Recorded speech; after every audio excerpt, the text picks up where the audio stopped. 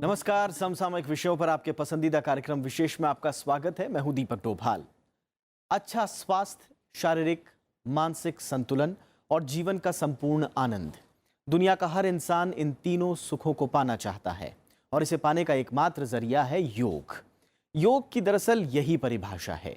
कई योगियों और जानकारों ने योग को वर्तमान समय की सबसे बहुमूल्य विरासत माना है। योग कोई मिथ नहीं है, बल्कि सही जीवन जीने का एक सरल विज्ञान है। इसका प्रमाण है दुनिया में बढ़ती योग की स्वीकार्यता। 2014 में भारत की प्राचीन विरासत को संयुक्त राष्ट्र ने भी अपनी स्वीकार्यता दी। दिसंबर 2014 को संयुक्त राष्ट्र महासभा के अध्यक्ष सैम कुटेसा ने 21 जून को अंतर्राष्ट्रीय योग दिवस के तौर पर मनाने की घोषणा की। ये भारत के इस बेहद खास और महान प्राचीन ज्ञान की अभूतपूर्व अंतर्राष्ट्रीय स्वीकृति थी। तब से हर साल दुनिया के तमाम देशों में योग दिवस को पूरी शिद्दत से मनाया जाता है। आज विशेष में बात होगी योग की। जानेंगे योग का इतिहास, इसका महत्व और भारत समेत दुनिया के देशों में योग को लेकर बढ़ते उत्साह की। तो शुरू करते हैं आज का विशेष।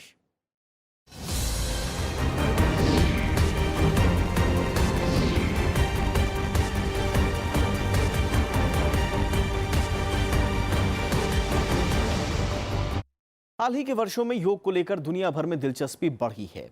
भागदौड़ भरी जिंदगी और काम के बढ़ते दबाव के बीच लोग योग में जीवन की कठिनाइयों का हल तलाश रहे हैं।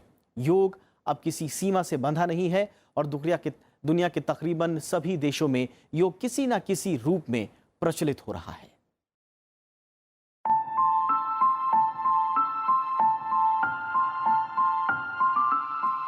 विश्व स्वास्थ्य संगठन का कहना है कि भारत में हर साल करीब 23 लाख युवा असमय मौत का शिकार बनते हैं। दुनिया भर में ये आंकड़ा कई गुना ज्यादा है।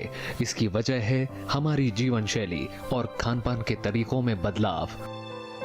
दरअसल संचार और सूचना तकनीक ने हमारे काम करने के तौर तरीके बदल दिए हैं। दिन और रात का भेद खत्म हो गया है। इंसान एक दूसरे से आगे निकलने की होड़ में है। इसके चलते न खाने का समय तय है और न सोने का। इस सब का असर लोगों के शारीरिक और मानसिक स्वास्थ्य पर पड़ रहा है। मोटापा, डिप्रेशन, ब्लड प्रेशर, दर्द, डायबिटीज, माइग्रेन और दिल की बीमारियां अब उम्र की मोहताज नहीं है। इस सब के बीच वैकल्पिक चिकित्सा शैलियां और पारंपरिक व्यायाम विधियां खासी लोकप्रिय हो रही हैं। योग इनमें से एक है। फ़ायदे हैं कि हम हेल्दी भी रह सकते हैं, फ्लेक्सिबिलिटी बढ़ती है और फिर ये हमारे डेली रूटीन में भी आ जाता है। योगा करने से हमारा जो ध्यान बढ़ता है, हम पढ़ाई में भी अच्छे जाते हैं और जो अदर एक्टिविटीज़ होती है वो भी अच्छी जाती है। और हमारे जो हम स्टेज पे योगा करते हैं तो हमारे स्टेज पे जाने के जो मतलब हमारी चांसेस ज़्यादा हो जाते हैं और हम थोड़े पॉपुलर भी हो जाते हैं। योग का शाब्दिक मतलब है एकता या बांधना। हिंदी में ये संस्कृत शब्द युज से आया है।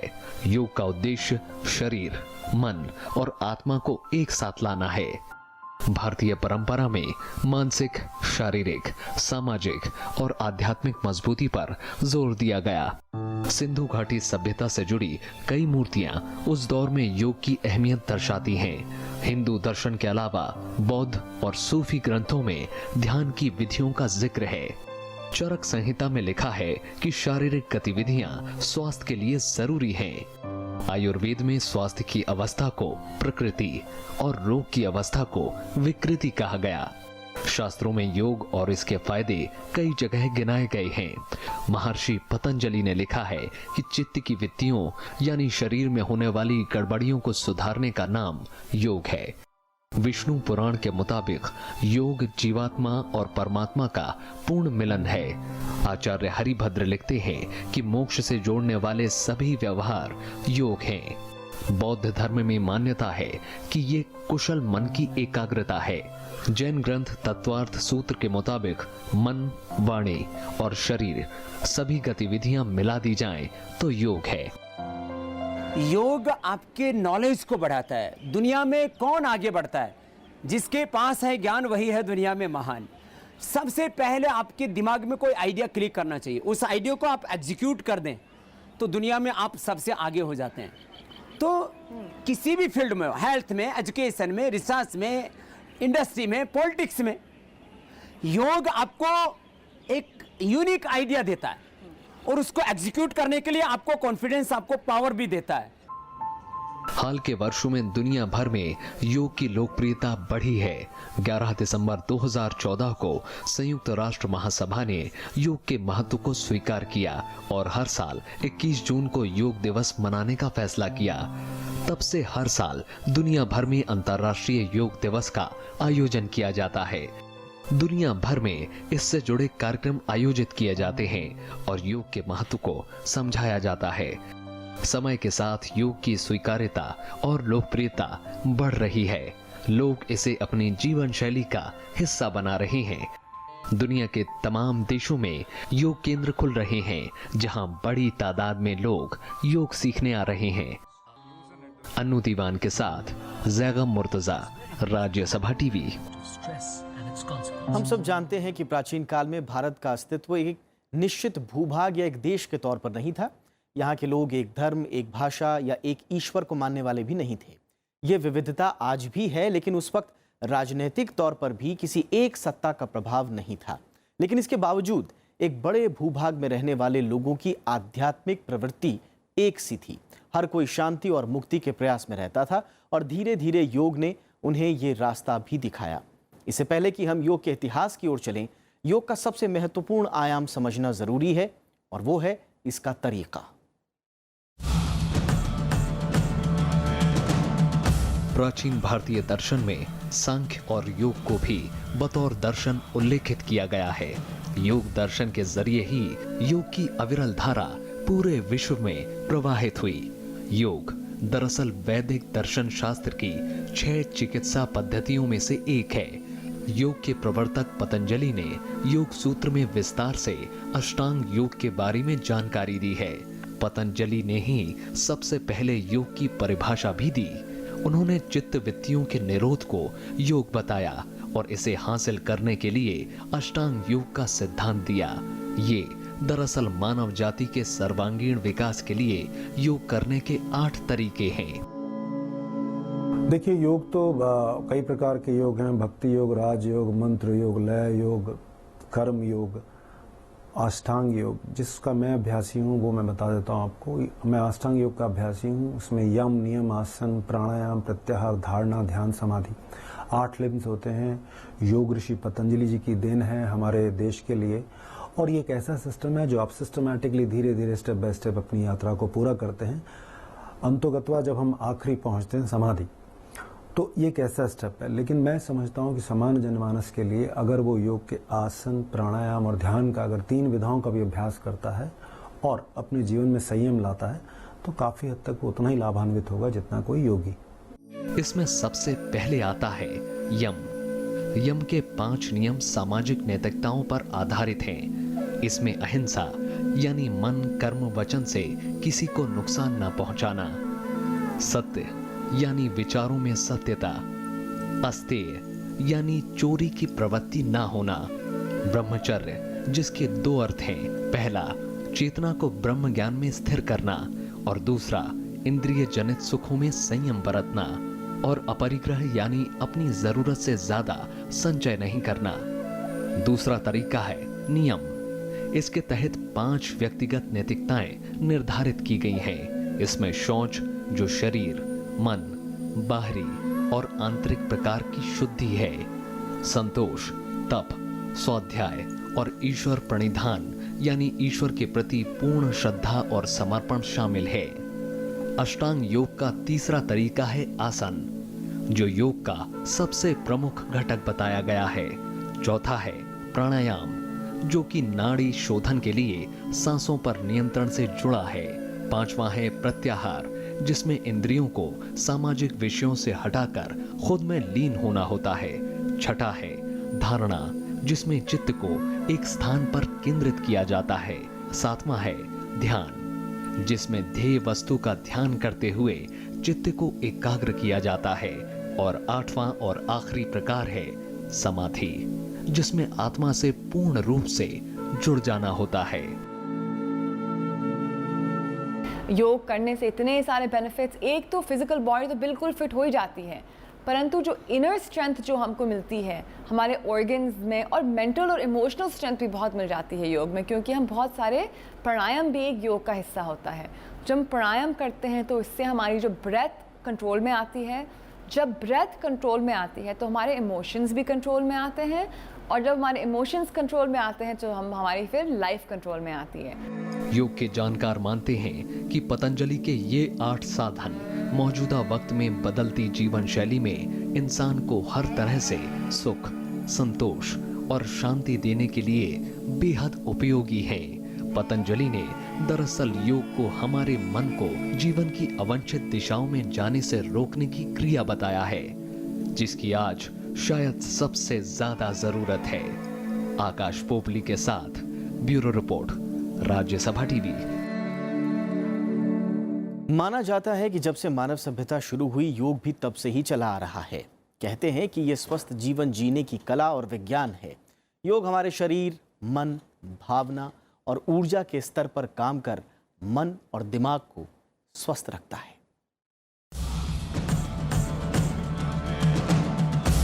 भारतीय मान्यताओं के मुताबिक भगवान शिव से ही योग का प्रारंभ माना जाता है। उन्हें आदि योगी भी कहा जाता है। एक नदी से बह रहे हैं आदि योगी। हालांकि 2500 से 1750 ईसा पूर्व के दौरान सिंधु घाटी सभ्यता में योगाभ्यास का प्रामाणिक चित्रण मिलता है। सिंधु सभ्यता की मोहरों पर योगाभ्यास का चित्र अंकित है, तो वहीं कई मूर्तियां भी मिली हैं। बाद पतंजलि योग ऋषि आए, घरण ऋषि आए, गोरखनाथ, अलग अलग ऋषि आए।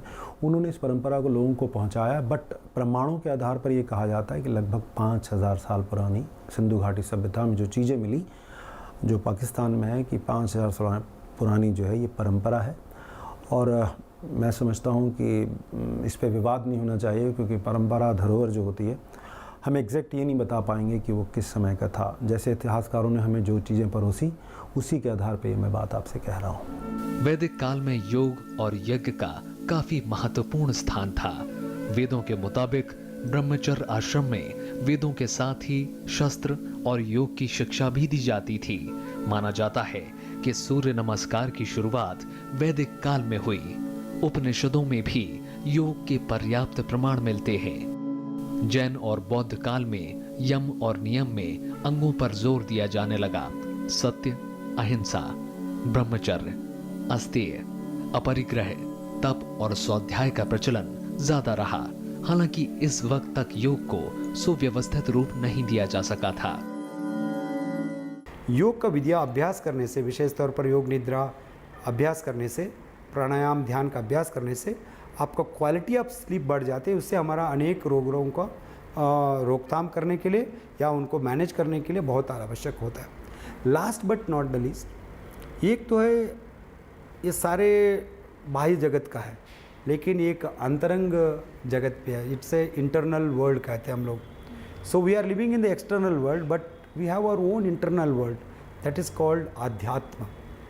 अपने बारे में भी मुझे स्वयं देखना है, सो सेल्फ स्टडी करना है, स्वाध्याय करना है, सो उसको मॉडिफाई करना है, सो अपना संतोष के लिए जीना। हमने बाह्य जगत में बाकी लोगों के लिए हम सारे करते हैं, लेकिन आंतरिक संतोष के लिए हम बहुत कम करते हैं। पहली बार 200 ईसा पूर्व में महर्षि पतंजलि ने वेदों में बिखरी योग विद्या का वर्गीकरण कर योग सूत्र नामक पुस्तक लिखी। पतंजलि के बाद योग का प्रचलन बढ़ा। यौगिक संस्थानों, पीठों और आश्रम बनने लगे, जिसमें राजयोग की शिक्षा दी जाती थी। योग को बढ़ावा देने में सिद्ध, शैव, नाथ, वैष्णव और शाक्त आदि संप्रदाय के सन्यासियों का भी काफी योगदान रहा। आधुनिक काल में योगाचार्य रमन महर्षि, रामकृष्ण परमहंस, परमहंस योगानंद और विवेकानंद ने राजयोग के विकास में महत्वपूर्ण भूमिका निभाई। ये ऐसा समय था जिसमें वेदांत, भक्ति योग, नाथ योग या हठ योग काफी फला फूला।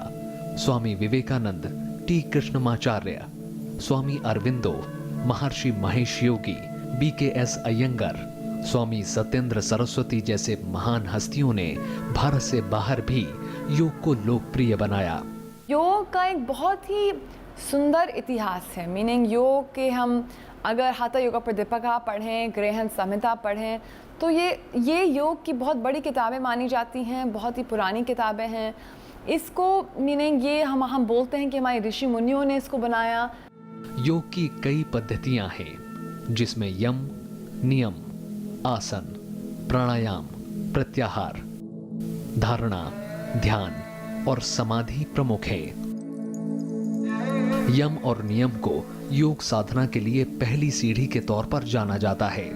इसके बाद आसन के जरिए शरीर को अलग अलग मुद्राओं में काफी देर तक स्थिर करने का अभ्यास किया जाता है। प्राणायाम की मुद्राओं के जरिए मनुष्य अपनी सांस लेने की प्रक्रिया को सुचारू तरीके से आसान बना सकता है। प्रत्याहार पद्धति ज्ञानेंद्रियों से चेतना को अलग करने का रास्ता है। इससे बाहरी वस्तुओं से जुड़े रहने में मदद मिलती है। ध्यान की मदद से शरीर और मन को खुद से केंद्रित किया जा सकता है। आखिर में समाधि के जरिए खुद को समाज से मुक्त करने की राह अपनाई जाती है। Bureau report, Rajya Sabha TV.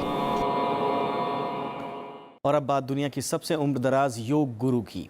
Tamil Nadu के कोयम्बटूर जिले की रहने वाली बी नानम्माल इस बात का जीता जागता प्रमाण है कि योग के जरिए किस तरह बढ़ती उम्र की चुनौतियों से पार पाया जा सकता है। नानम्मल ने योग के सहारे अपनी बढ़ती उम्र को हावी नहीं होने दिया। करीब 100 साल की उम्र में भी वो पूरी तरह से फिट हैं और न सिर्फ वो योग करती हैं बल्कि दूसरों को सिखाती भी हैं। देखिए तमिलनाडु से हमारे संवाददाता पंचानन मिश्रा की यह खास रिपोर्ट।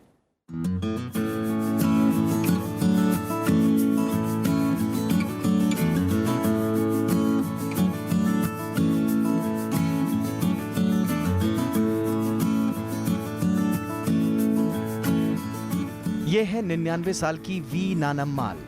उम्र के लिहाज से ये भले ही बुजुर्ग कहलाएं, लेकिन इनकी फिटनेस आज भी गजब की है। नानम्माल की चुस्ती और फुर्ती का राज है योग। इस उम्र में भी ना आंखों पर चश्मा चढ़ा है और ना ही शरीर को बुढ़ापे ने घेरा है। जीवन में इनका कभी अस्पताल, डॉक्टर या अंग्रेजी दवाओं से पाला भी नहीं पड़ा।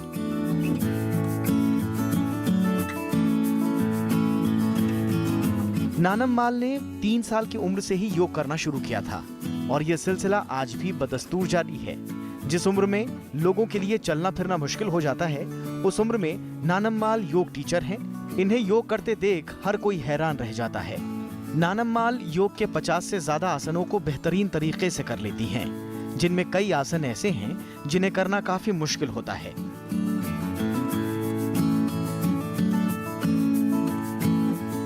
नानम्माल की दिनचर्या सुबह 5 बजे शुरू होती है और ये रोजाना 6 से 7 बजे तक योग करती हैं। इसके बाद ये अलग अलग जगहों पर जाकर योग सिखाती हैं। इसके अलावा नानम्माल योग शिक्षा के प्रसार के लिए देश के अलग अलग हिस्सों का भ्रमण भी करती हैं।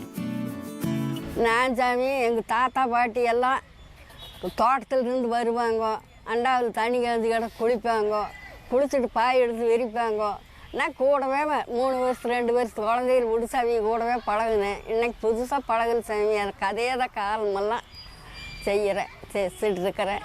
கடவுள் புண்ணியத்தில் நல்ல அர்த்தம் எல்லாம் செய்கிறேன் சாமி. நீ என்ன? घर, स्कूल, संस्थानों और अन्य को मिलाकर नानम्माल अब तक लाखों लोगों को प्रशिक्षण दे चुकी हैं। इनके सिखाए हजारों छात्र योग शिक्षक बन गए और देश विदेश में रोजगार में जुटे हैं। நாங்கெல்லாம் கோழி கூப்பிடும், எந்திரிப்போம், எந்திரிச்சு பாத்ரூம் போயிட்டு வருவோம், யோகா செய்வோம். அதுதான் சாமி எங்கள் பழக்கம். இப்போ இந்த குழந்தைங்க 8 மணி வரைக்கும் தூங்குறாங்க, முடிக்கிறாங்க. அந்த குழந்தைகளை நாம தான் சாமி தயார் செய்யணும். नानम्माल ने योग अपने पिता से सीखा था और आज उनकी चौथी पीढ़ी परदादी और परनानी के साथ योग आसन सीख रही हैं। नानम्माल के 6 बेटे और बेटियां हैं जो अलग अलग जगहों पर योग सिखाते हैं। Nowadays all kids used to have some problems like eye problem or whatever it is. They are watching mobiles and TVs also. They have lots of problems. If they do this eye exercise and the Ardha Sirasasana is there, if they do that asana, they'll not have this eye problems. They'll be always comfortable with the eye exercise also.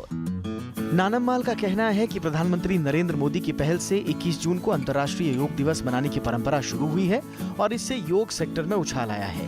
लेकिन इस तेजी को बनाए रखने की जरूरत है ताकि भारत से दुनिया भर में योग प्रशिक्षित निर्यात हो सकें।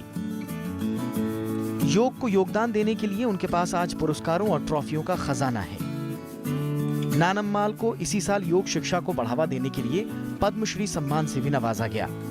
इससे पहले 2016 में उन्हें राष्ट्रपति के हाथों दिल्ली में नारी शक्ति पुरस्कार भी मिला था। पंचानन मिश्रा, राज्यसभा टीवी, कोयम्बटूर।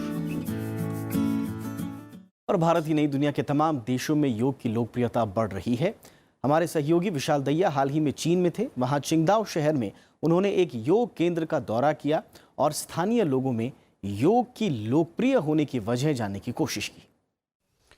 तो इस वक्त हम चीन के चिंगदाओ शहर में हैं और एक खास इंडियन कनेक्शन जो इस शहर का है वो है योगा। जी हाँ, योगा जिससे कहा जाए कि दुनिया भर में जो मशहूर है इंडियन आर्ट, वो यहाँ चिंगदाओ शहर में भी बहुत देखने को मिलती है। अलग अलग जगह योगा सेंटर्स हैं और कई सारे ऐसे हिंदुस्तानी हैं जो यहाँ मौजूद हैं इस शहर में, योगा की क्लासेस लेते हैं, योगा की कोचिंग देते हैं। और उनमें से एक इस वक्त हमारे साथ मौजूद हैं ललित कुमार जी, जो कि दिल्ली से हैं और यहाँ योगा की कोचिंग देते हैं। इनके पास लगातार स्टूडेंट्स आते रहते हैं, योगा सेंटर है। इनसे जानने की कोशिश करते हैं कि कैसे शुरुआत की इन्होंने और क्या सिखाते हैं यहाँ पे। ललित जी।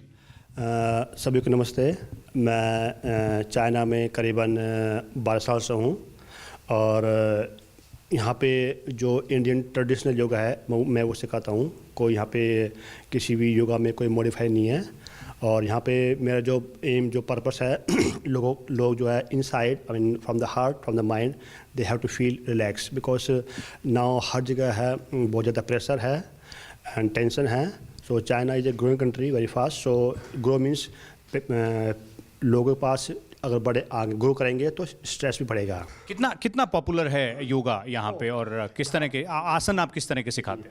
यहाँ पे चिंगदाओ शहर में करीबन 250 योगा सेंटर्स है।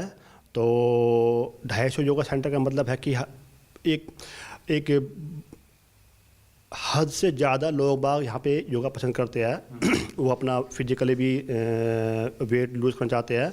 और मैं यहाँ पे चैंटिंग, आसन, प्राणायाम, क्रिया, मुद्रा, जो भी ट्रेडिशनल योगा में आता है मैं वो सभी सिखाता हूँ। तो ये थे ललित जो कि योगा सिखाते हैं यहाँ। अब थोड़ी सी बात करते हैं ललित के जो शिष्य हैं यहाँ पर, योगा सीखने वाले जो स्टूडेंट्स हैं, उनसे बात करते हैं और जानने की कोशिश करते हैं कि क्या उन्होंने सीखा है अभी तक। What's your name? My name's Lulu. Okay, Lulu, what is it that that you have learned best as far as yoga is concerned from Lalit here? Yes, 脑力法. Okay, and you can do chanting as well? Yes. Shiva Shiva Mahadeva Namah Shivaya Sada Shiva Shiva Shiva Mahadeva Namah Shivaya Sada Shiva. Okay, that's wonderful. That's beautiful. So that was the chanting. Let's also speak to some more students here and try and find out as to what exactly do they best. Hi, what's your name? My name is Bella. Bella, what's the asana you have learned so far in yoga, and you can show us any of them? Noli, okay. Okay. Now? Okay. Yeah. Okay. Please. Yeah.